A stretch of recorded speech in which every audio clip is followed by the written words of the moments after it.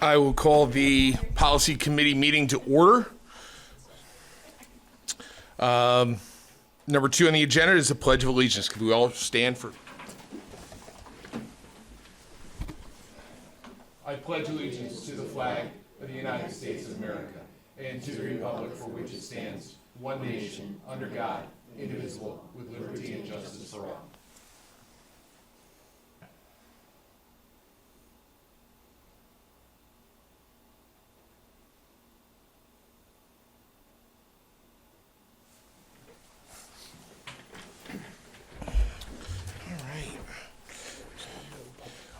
Comment. Number 3 on the agenda is there public comment period number 1. Seeing no one signed up for public comment number 1, we'll move on to the discussion. All right. Policy cover page.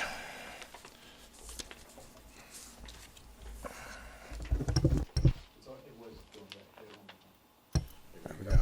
Okay. Thank you, Dr. Ware.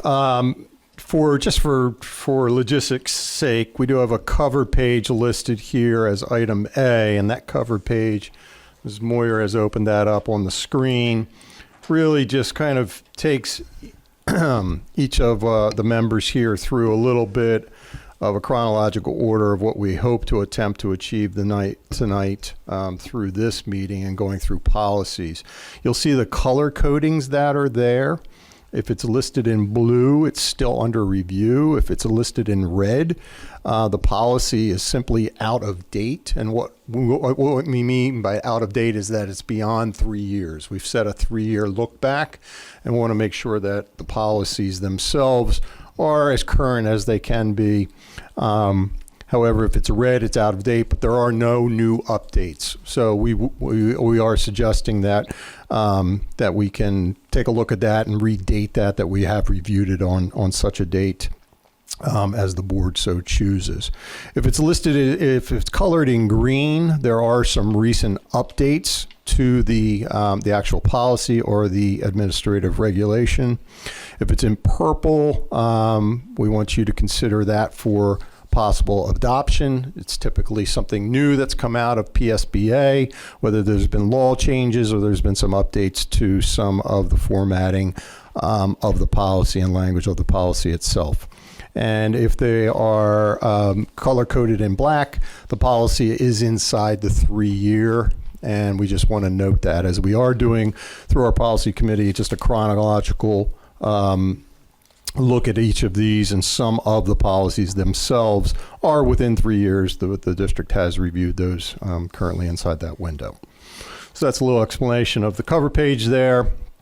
We'd like to start with item B, which is policy 004.1.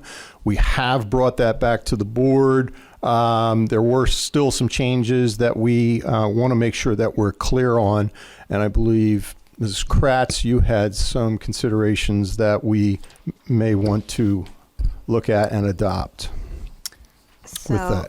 It's the second paragraph under participation. It says student representatives shall work together with the assistance of the student council advisors to prepare a brief report. They do the report themselves. They don't get any assistance from the student council advisors. Okay, so if we were to exclude language to prepare a brief report with prior approval of the building principal and representative board member, we can eliminate that. Okay. Yes. And pretty much end it with brief report, period. Yes. Okay. Is that it in terms of the cleanup? I know we've been through this policy a couple of different times.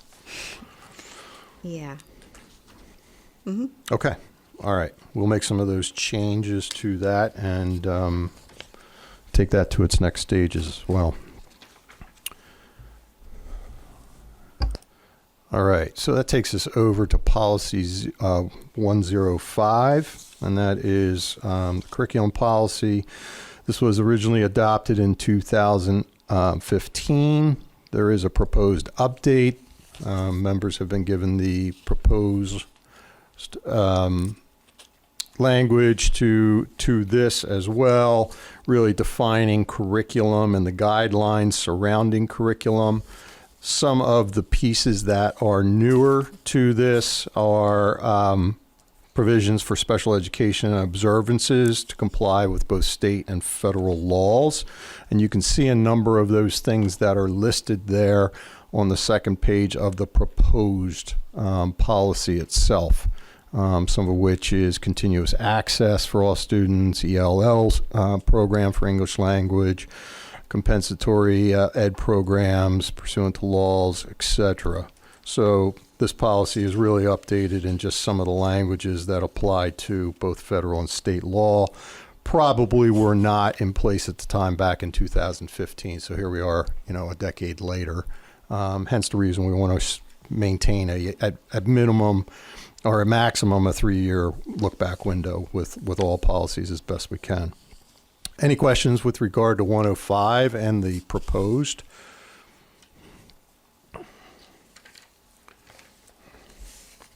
And we do have this evening with us Mr. Stout, Assistant Superintendent, along with Mrs. Petrie, our Director of OTL, to answer a lot of our curricular type questions that we're going to see here in the 100 series.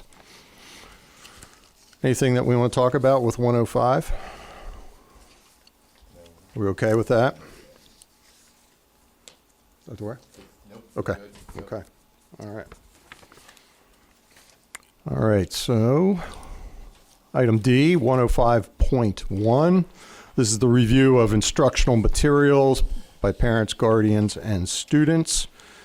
Again, there is no new update to this. The last time it was reviewed was back in June 11th of 2024.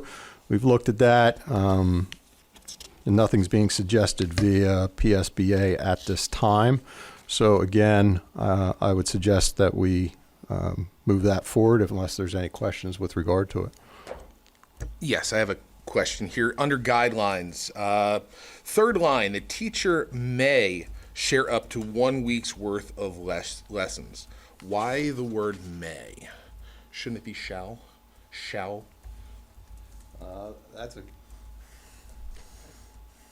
good beat. The second bullet, are you saying? First bullet, sorry. First bullet, if the parent and guardian requests additional information regarding the lesson, the teacher may share up to 1 week's worth of lessons.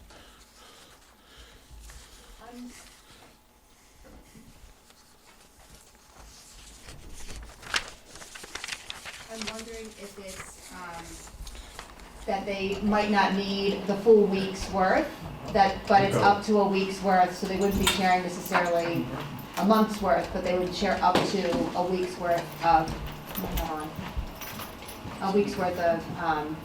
materials. Okay. Let's take a pause for a second. We lost audio. I think it's all the way around. Now we're Are you back on? Go ahead. I think the reason it says may is that they may share up to a week's worth, so the request might not require a full week's worth of contents or resources, depending on what their request is asking, but it would be up to a week's worth of materials.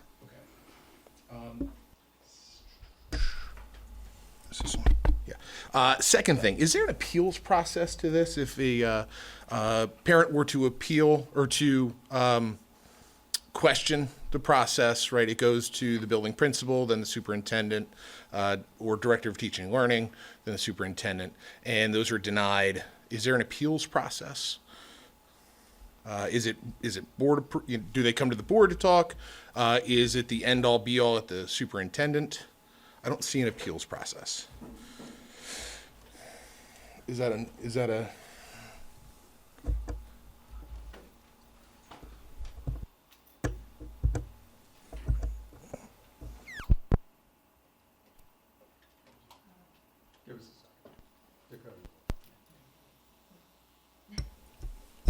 Test.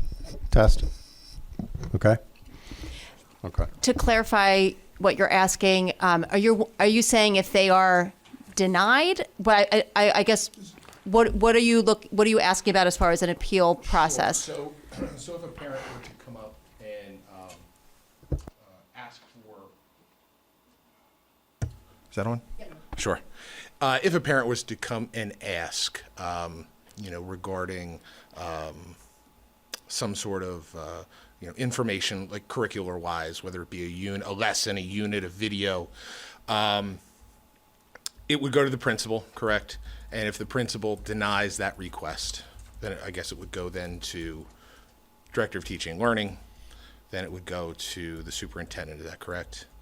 And then if those are all denied, moving forward, is there an appeals process?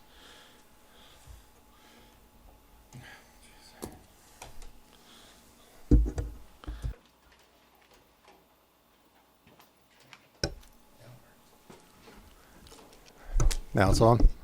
So in this policy, there is not a former or a formal appeals process in that. Within our, other policies that we do have, a complaint process, things of that nature, it naturally works its way through a system of which, if we want to include some sort of delineation of the process that takes, we can list out that process in here and make it a little bit more clear. I think the guidelines kind of speak to it. It does work through. If you look at the guidelines, it really takes it through the director of curriculum. It doesn't end with superintendent or board, but there's a process that's in place there with regard to those types of things. So yes, I mean we can do that. The idea behind this is also the board is already, no doubt, has approved the curricular materials that are being used here. So you've given authority for the administration to delineate those materials and those processes. This is more of where those individuals don't necessarily agree with something that's part of that, but it's already been board approved. So it would be something that would be already coming back to you as a board that's already been approved by you as a board. Sure. Right. But the concerns could certainly be heard. And that's what I'm looking at. Yeah. So if you would like us to put something in there that would delineate that process, we can certainly do that. Just to make it a little cleaner for some parents, just to understand. Okay. All right, we'll try to put something in there that will delineate the process of that. That's all I have for that one. All right, 105.2.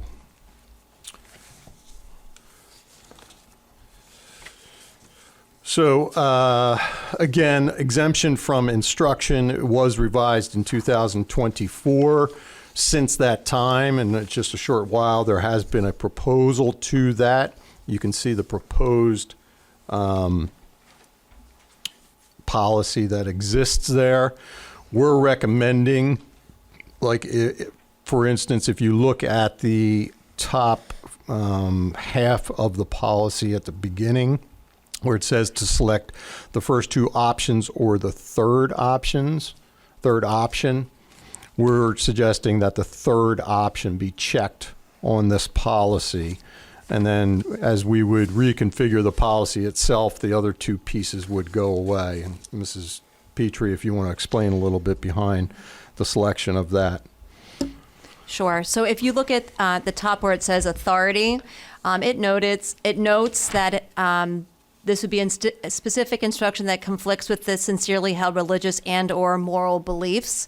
So because that is the authority of the reason that a parent would be making this request for exemption, we felt that it didn't need to be repeated again in those two bulleted items, that the statement, the rights granted by this policy are granted to parents and guardians of students enrolled in the district when the students are under the age of 18, and the students themselves when the student is 18 or older. We felt that met the policy guidelines that were outlined in the authority section.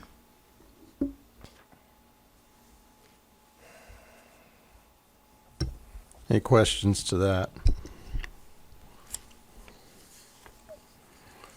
So is that just saying that when students turn 18, does that mean that the parents don't have that right anymore?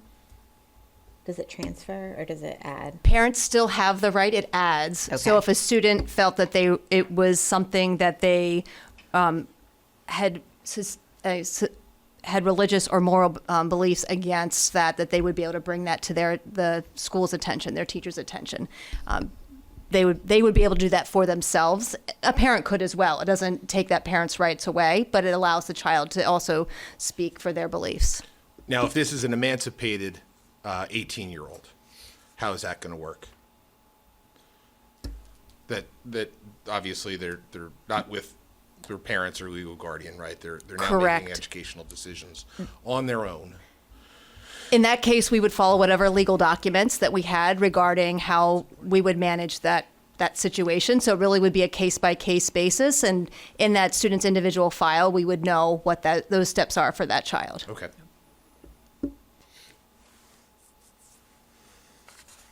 So if I'm understanding this correctly, the option number 3 encompasses options 1 and 2 with the, where was it?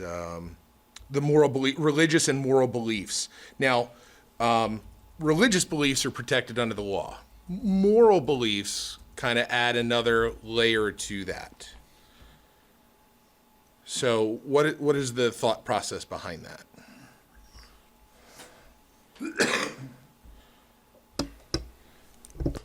Well, I just think just being respectful of that we're not asking someone for to disclose their specific religious beliefs, but they fall under similar umbrellas. So we're making sure that if someone felt that it was not morally what they believed in, that would be something that we'd be able to have that conversation about. Okay. I guess where I'm getting at is moral is more subjective. It's left up to the interpretation of whoever is hearing that complaint, that question.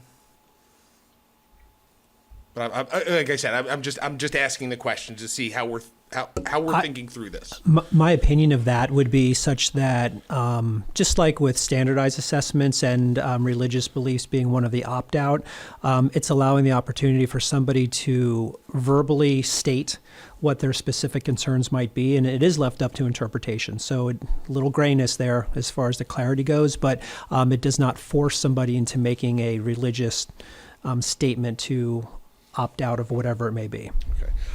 I'm just concerned, if things start to, come down to reading this policy, making sure that we have, black and white, clear guidelines to that. Because again, with things being left up to interpretation, just not sure, how the chips may fall. If a lot of parents are starting to, make concerns, questioning, making concerns. How are we fair and equal? I think we have to also consider, we're responsible to the standards that are created by PDE. So it's listening to any concerns that somebody may have as it relates to the standards that are issued through the State Department of Education. We do that already. Like, one example, again, Mrs. Petrie said, is the testing component. We don't question those religious and or moral beliefs that come behind that. There's an allowance for that exclusion from that particular testing. We do have conversations with folks in regards to those data points that we're then not able to necessarily see and have. For that, there isn't necessarily a responsibility of a replacement assessment at that particular time. Here there is, and I think if we start to see a preponderance of individuals and families that are coming to us with moral concerns regarding our curriculum, now we've got deeper problems probably inside of our curriculum themselves. Sure. So I think that is a pause for us if we're starting to see those types of situations occur more regularly, that we probably have something more flawed inside of our design of our curriculum as it relates to trying to meet some standards than it is to whether or not. I don't know that you're ever going to get a definitive way in which we're going to reasonably be able to look at this, making it so clear on either side, right? This is more a policy that says and gives the authority for the district to say, we understand there's reasonableness to looking at curriculum. And you as a family, you have rights as well, and we want to make sure we're considering those to have those conversations.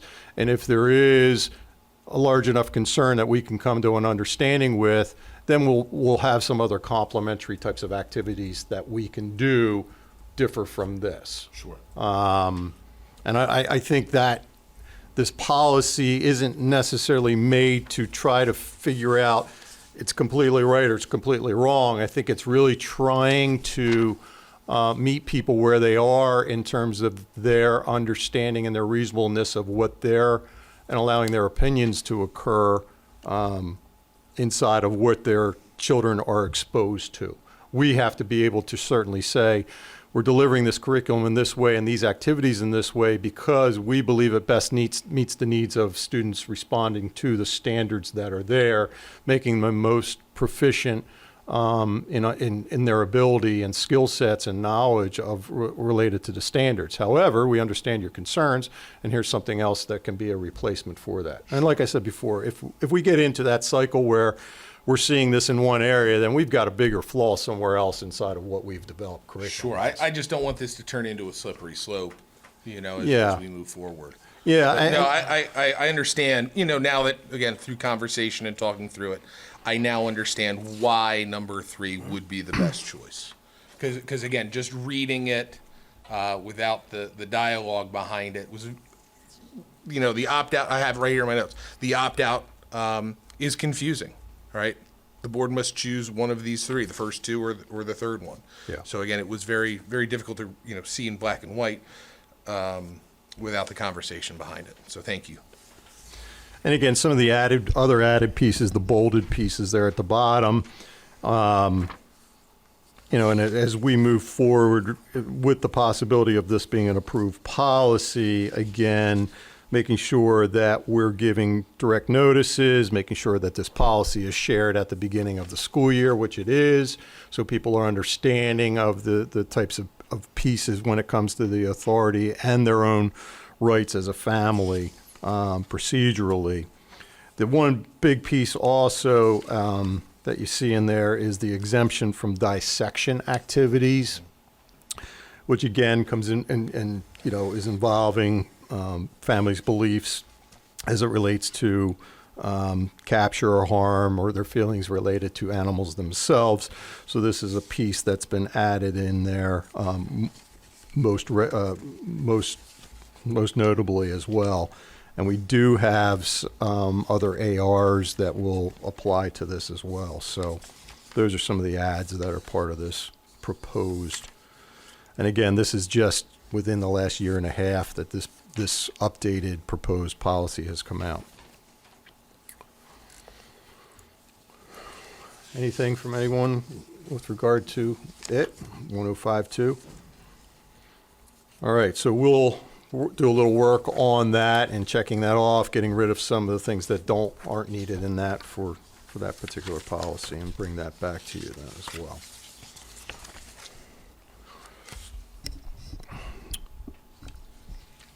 All right, so that takes us into what are we on now? 1052 AR1. And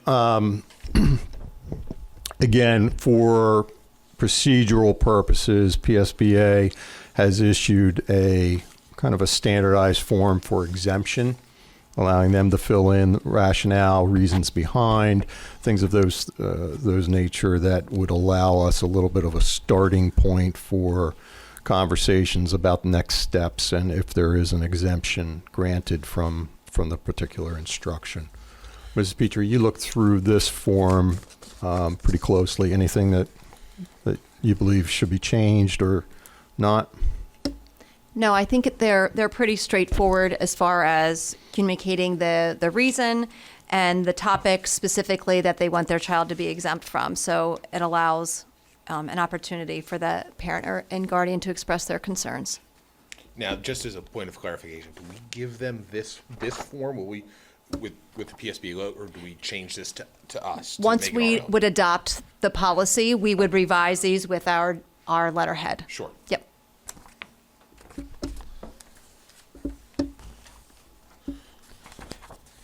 Okay, takes us to 105.2 AR3. And again, this goes back to 105.2, policy 105.2, which did include the dissection piece to this. So again, anything there, Mrs. Petrie, that you want to speak to, or Mr. Stout? No, it's in line with the policy recommendations and allowing that opportunity for parents to be informed.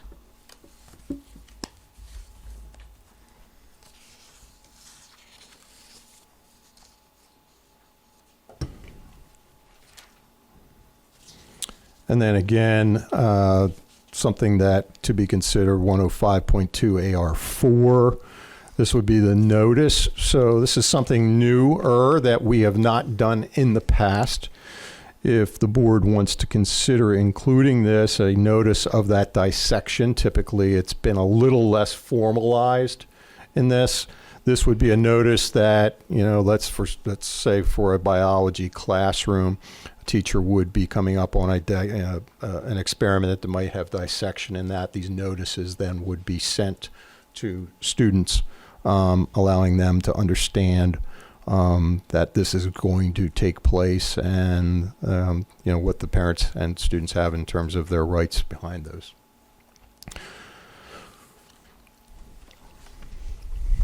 I think it should be noted that it's a 3-week notification as far as what the actual policy states, Okay.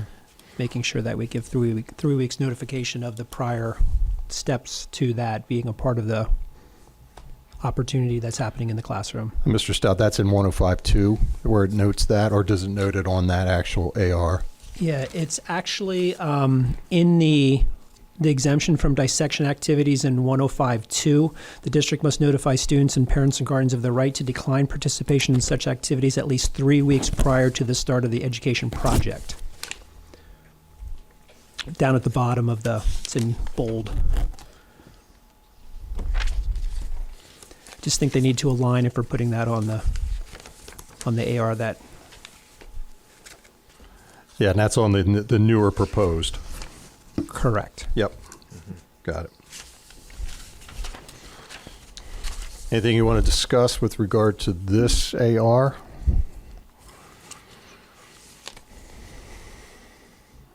Okay.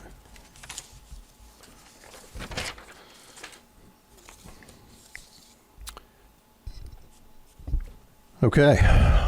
Takes us down to 105.3. Animals in the classroom. So currently we have policy that was adopted in 2015. There are no new updates. I am suggesting to the board that we take a bit of a pause with regard to this policy. I have seen some, in my estimation, some more inclusive and a little bit deeper thought policies when it comes to animals in the classroom. You know, we're in the era of service animals, and there's a lot of considerations that need to be made when it comes to students and the intersection of animals and allergies and all the other things that relate to this. We currently have a policy that's active. I don't think it has a lot of meat to it right now.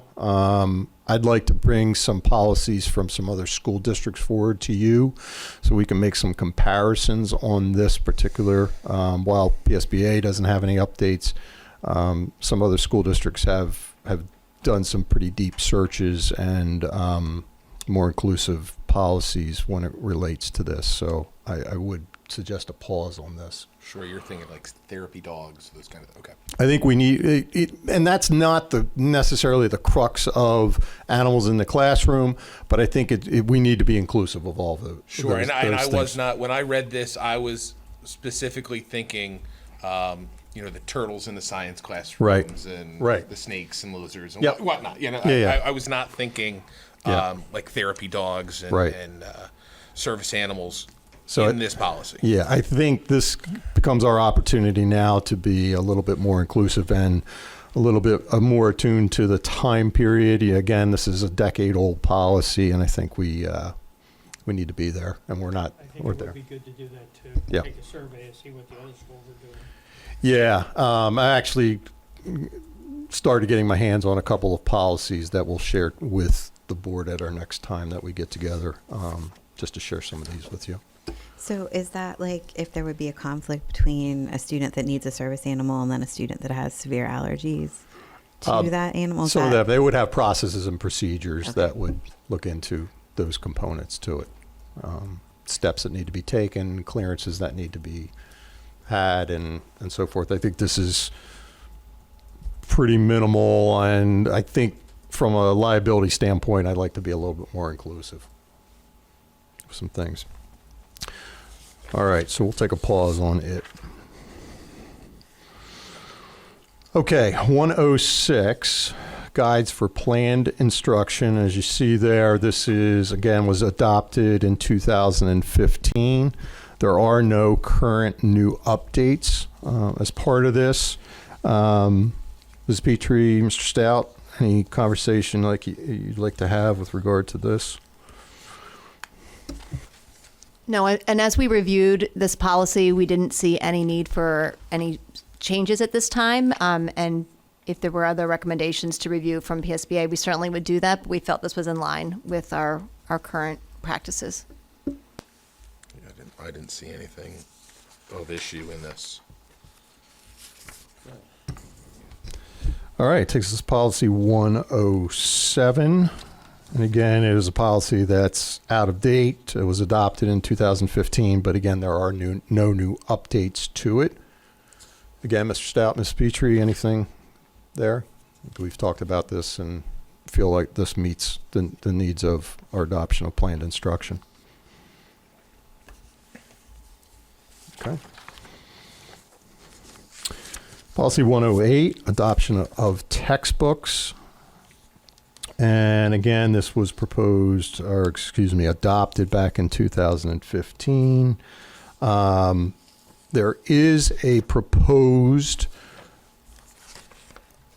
policy from 2018. Again, an older policy, but it's still more current, that aligns with that PSBA offered back in 2018. You want to talk about the two policies, it's the one current and the one proposed? Sure. I think the biggest difference between the two, if you look at the one that's recommended from PSBA, is the bold pieces of looking at in-print and digital format. We know that there are multiple formats that we're looking at as far as the textbooks or resources that we're using for instruction. So I would suggest that we do adopt what was recommended from PSBA in 2018 to include that information.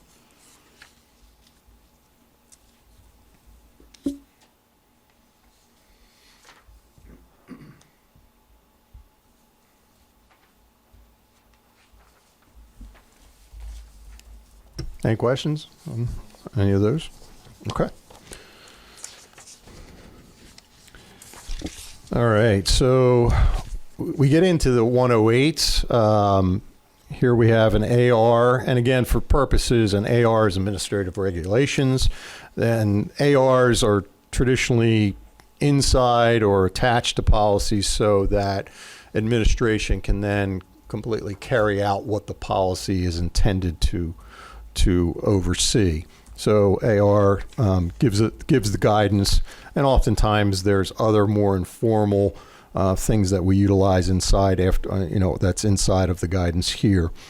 But this is a process. This is our current 108 AR0, and this is for the disposal of textbooks. There was or is another 108 AR0 that was proposed back in 2018. They don't align, but what did we find out with regard to this, Mrs. Petrie? I think if we look at our policy from adopted in 2015 and last reviewed was related to the disposal of textbooks and those processes that we would take. I think critical things when you look at the review, really looking at they note in here that textbooks with copyright dates older than 5 years will be reviewed for their continued sustainability, suitability, excuse me. So I think that piece is an important part of that curriculum review process that we've talked about, making sure that our resources are up to date, have accurate information, and are revised, but making sure that that 5-year plan is in place. And if it wasn't, we would follow the steps in 108 AR 0 outlined in our current board policy. So based on this, though, this is suggesting that the 2018 now replace our AR from 2015 that was reviewed in 2018. Is that correct? The disposal pieces are not necessarily included in this AR. Correct. The new AR, they are not included in there. So I think that's something we would need to consider, is that are those processes something that we make sure that we are outlining? Certainly instructional materials that are no longer valid or used can take up a lot of space. So those are things that we want to make sure we follow that process to make sure we are being responsible with our facilities as well. So I'm not sure if that's something that we would want to be modifying, adding, as we look to adopt that recommendation. Yeah, and I think it's something we'll have to really talk to our legal department about, because the disposal, the current policy that we do have pretty much just defines the disposal process, which I think is very important. So somebody, and again, you can imagine in a school or district our size, going through those processes of disposal, somebody needs to be able to turn to clear instructions as to what to do. We can't simply just take Correct. books and hand them over to somebody or throw them in a dumpster or anything like that. There's a proper procedure to that. The proposed one really doesn't define it, which is a little concerning to me. Yes. With regard to it, I do agree with it better outlines a process for adoption of textbooks, but not disposal of textbooks. Correct. And I think an important piece on our original policy that we need to consider is thinking about the textbooks that are acquired by federal funds also have some very specific federal regulations to be able to make sure that we're following. So we want to make sure we're including all of those pieces when we're looking at that revisions. Yeah, so what I'd like to do is pause on 108. The ARs for 108, AR1 and 2, are something that we are still in the midst of trying to get some feedback from our curricular teams, and in fact, actually some of our publishers. These two newer AR1 and AR2, as you look through, there's evaluation forms for textbooks attuned to those and so forth. I think one of the things that we need to be mindful of when we if we were to simply just adopt this evaluation form by PSBA, this is a global form, I don't know that it really meets all of what our cultural elements to our books are. So I've really tasked Mrs. Petrie to get back with her curricular folks to look through this, to kind of red line through each of these sections to decide whether or not some of these are relative to what we would be looking at when we look at textbooks, and actually going back to some of our publishers that we've purchased more newly some materials with, to say, how does this evaluation form fit with some of the things that are possibly involved in some of your components of a textbook itself. So I'm not sure we're far enough along with AR1 and 2 in the 108 section, along with the 108 itself, to really give you enough information today to have a full discussion on. And then there may be some things that some of the members have that are concerning to them that you would want us to look into as well. Sure.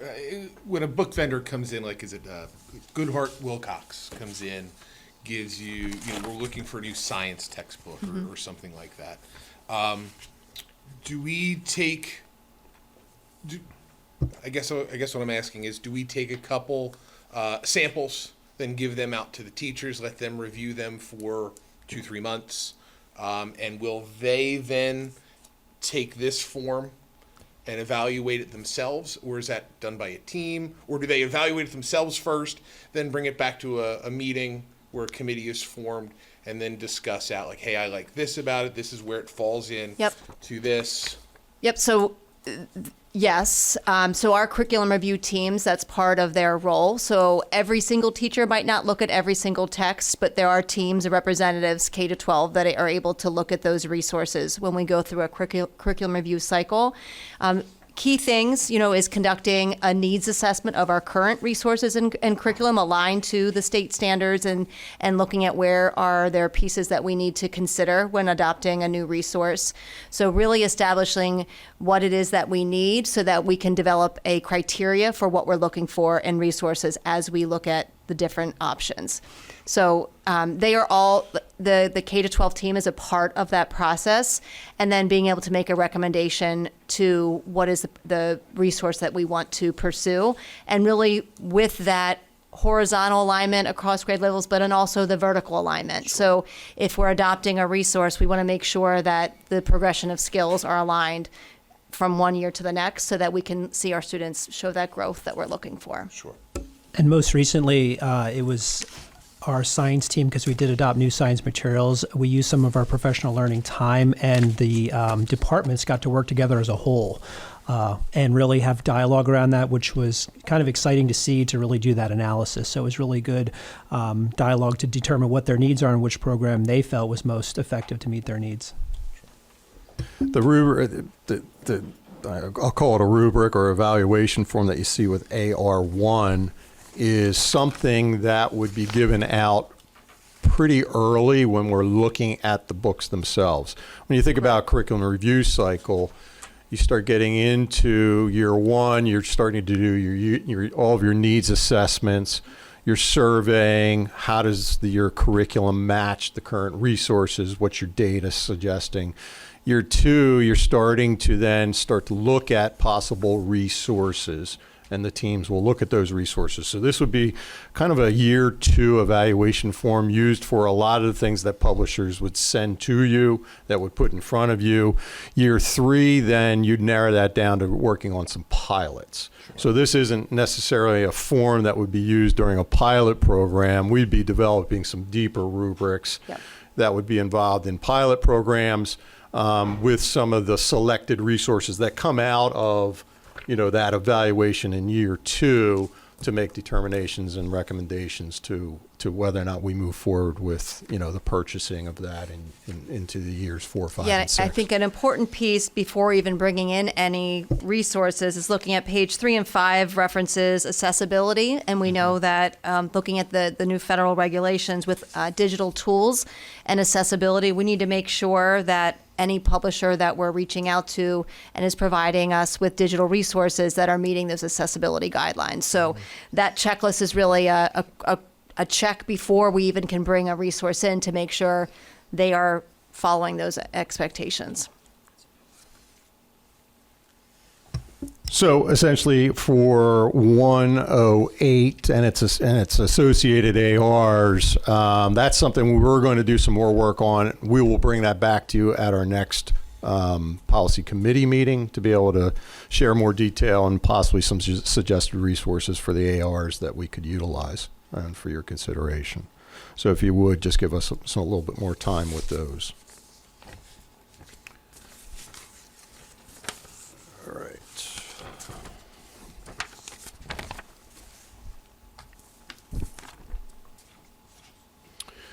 And that takes us to 109. And again, this is a policy that was adopted back in 2015. This is our current policy. There is no additional resource or update to this particular policy as it relates to resource materials. Ms. Petrie, Mr. Stout, we're okay? Okay. And again, last revised 109, the AR is our current and active. It was reviewed, last revised in 2023. So it's kind of right on that cusp of that 3-year. We wanted to bring it back to you, see if you had any questions.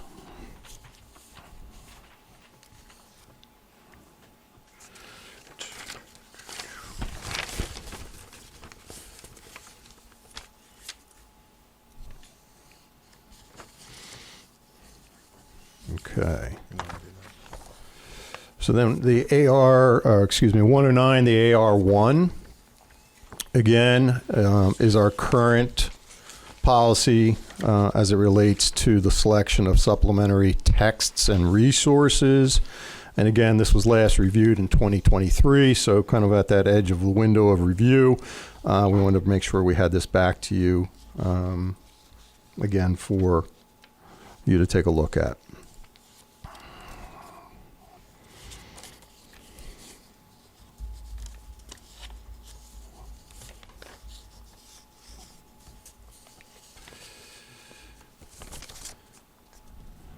And then lastly, we had policy 110.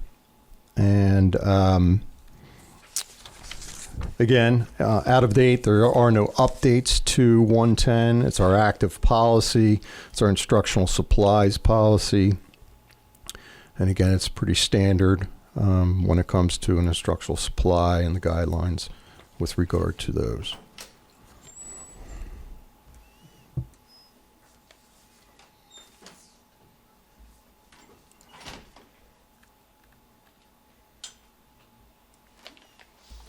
I had nothing. Anything with regard to those?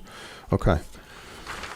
All right. So what we'll do is, most especially with the 108s and their associated ARs or the textbook adoption pieces, we're going to get some more information for you. We'll make some of the changes that you asked for in a couple of these policies. We'll bring those back. We'll bring those back to a future committee of the whole meeting. We can talk with the entire board about those, and you as committee members can share some information related to each of the policies at that meeting, so that we can review those with the full board at that time. We'll exclude and keep away those policies that we still have some work to go on and do. So,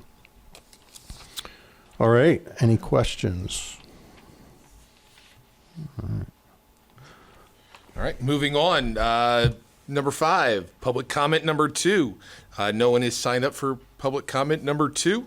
Upcoming meeting dates. Do we have those? I didn't not print those out. We have our upcoming policy, next policy committing date is April 28th will be our next policy committee meeting. Very good. All right. Item number 7, adjournment. Do I have a motion to adjourn? I'll second.